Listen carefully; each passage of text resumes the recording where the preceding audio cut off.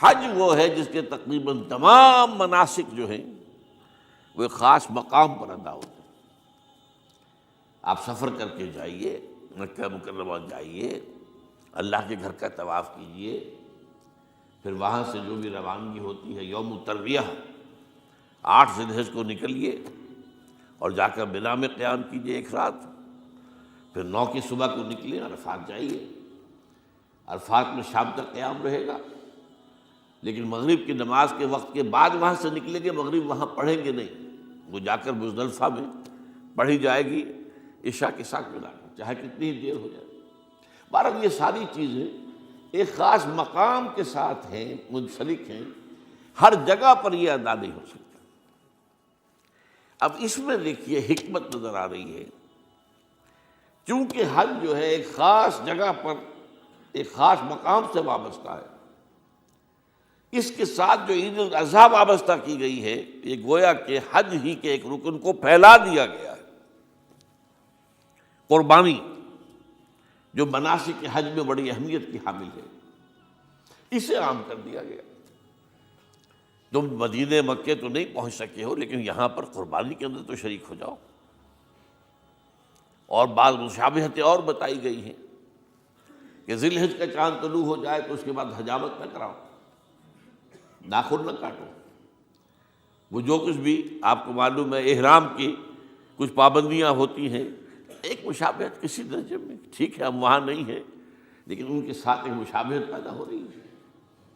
تو قربانی در حقیقت جو ہے عید الاضحیٰ وہ گویا کہ ایکسٹینشن ہے حج کی، کہ تمام عالم اسلام کے اندر جو ہے تمام مسلمان جہاں بھی کہیں ہیں وہ حج کے اس ایک منسک کے اندر شریک ہو جاتے ہیں۔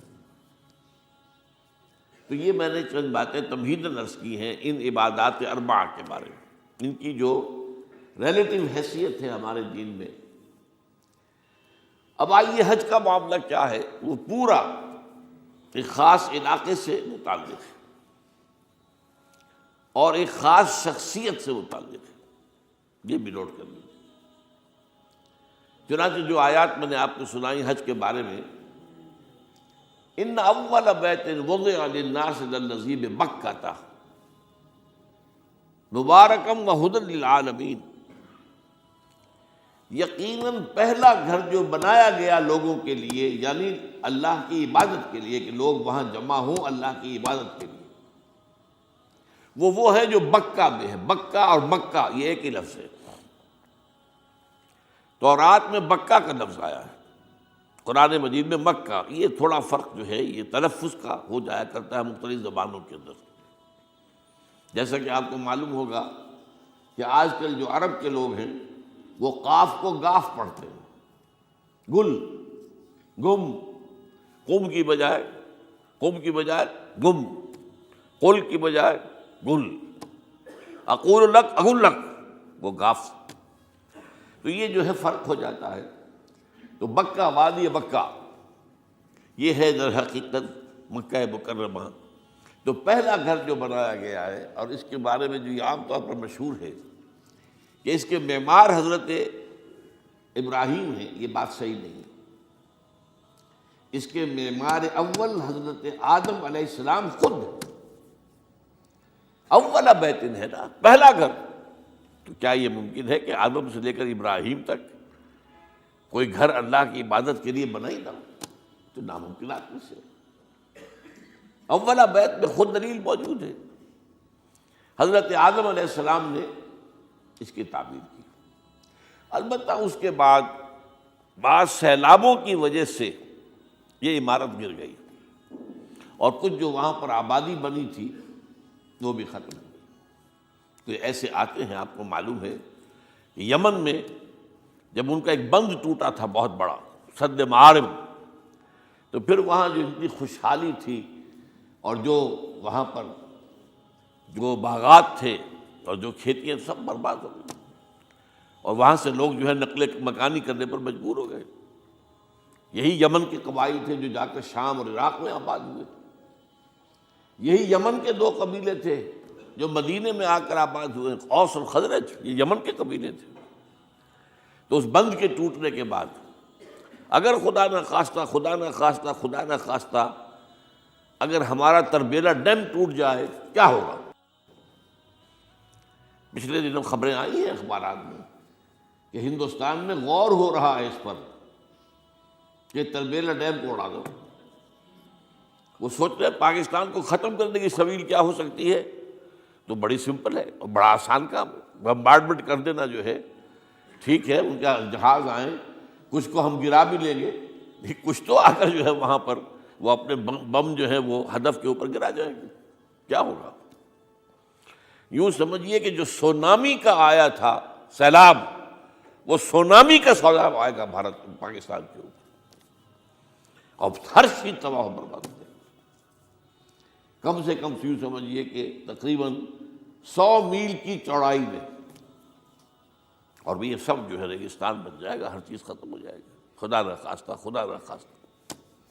دوبارہ سد معارف کے بعد یہ صورتحال واقع ہوئی تھی، تو اس کے بعد سے یہ جو ہے یہ اللہ کا گھر یہ جو ہے گرا ہوا تھا۔ اس کی کوئی اب صرف یہ کہ قواعد رہ گئے تھے، قواعد کہتے ہیں جو بنیادیں ہوتی ہیں، وہ پھر اللہ تعالیٰ نے حضرت ابراہیم کو بتائیں کہ یہ ہیں وہ بنیادیں جن پر کہ وہ گھر ہوتا تھا۔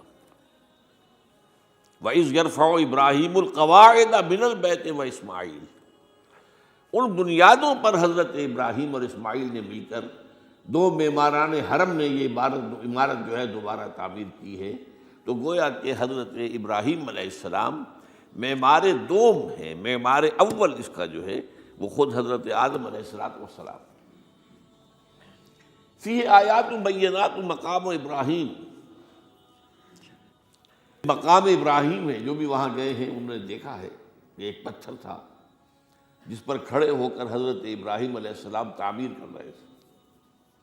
اب آج تو آپ کو معلوم ہے اسکیفولڈنگ لگ جاتی ہے، بانس لگ گئے، یا آج کل تو جو ہے پائپس جو ہے لوہے کے اس سے لگا کر، تو جیسے جیسے عمارت اٹھتی جا رہی ہے اسی طریقے سے اس کے ساتھ جو ہے وہ چل رہے ہیں اور ان کے اوپر کھڑے ہو کر تعمیر ہو رہی ہے۔ تو اس وقت کچھ نہیں تھا، تو ایک پتھر ایسا تھا کہ جو خود بخود اٹھتا تھا پھر اللہ تعالیٰ کے اٹھانے سے، یا یوں کہیے کہ ملائکہ کے اٹھانے سے، اور اسی پر حضرت ابراہیم کھڑے ہو کر وہ پتھروں کے اوپر پتھر رکھتے جا رہے تھے۔ اور اس کی وجہ سے اس پتھر کے اوپر کتنی دیر کھڑے رہنا ہوا ہوگا حضرت ابراہیم علیہ السلام کا کہ اس پر ان کے پاؤں کے نشان بن گئے۔ وہ ہے مقام ابراہیم، جو آپ نے دیکھا ہوگا کہ وہاں ایک بہت خوبصورت قسم کا ایک پنجرا سا بنا ہوا ہے، اور اس کے اندر وہ مقام ابراہیم ہے۔ اور جب بھی طواف کرتے ہیں تو طواف کے بعد 2 رکعتیں جو ہے وہ پڑھی جاتی ہیں ابراہیم، مقام ابراہیم کے پیچھے، جتنا بھی قریب تر ہو کر پڑھا جا سکے، لیکن بہرحال رخ ادھر ہے۔ تو فیہ آیات بینات مقام ابراہیم ومن دخلہ کان آمنا۔ تو ایک تو یہ کہ وہ نشانیاں ہیں، وہ اللہ تعالیٰ جن لوگوں کی کہ دل کی آنکھ کھلی ہو، روحانی آنکھیں کھلی ہو، ان کو دکھاتا ہے، اور ایک وہ ہے کہ جو ہماری ان سامنے کی ظاہری آنکھوں کو بھی نظر آتی ہے۔ یہ نوٹ کر لیجئے کہ یہ مقام امن کا گہوارہ رہا ہے۔ عرب میں لوٹ مار، قتل غارت، قتل کے بدلے میں قتل، پھر قتل کے جواب میں قتل چلتا تھا، لیکن اس وقت بدترین دور میں بھی عربوں کا معاملہ یہ تھا کہ کوئی شخص فرض کیجئے کہ وہ کئی مہینے سے اپنے باپ کے قاتل کو ڈھونڈ رہا ہے تاکہ قصاص لے سکے، بدلہ لے سکے، اسے قتل کر سکے، اسے کہیں نظر نہیں آ رہا، اچانک حرم میں نظر آ جاتا ہے، وہاں وہ نقصان نہیں پہنچائے گا اسے۔ یہ امن کا گھر ہے، اللہ تعالیٰ نے اسے امن کی جگہ بنایا ہے، بلد الامین کہا گیا ہے اس کو، امن والا شہر۔ تو یہ جو ہے یہ تو آج تک بھی اس کی جو برکت ہے وہ نظر آتی ہے۔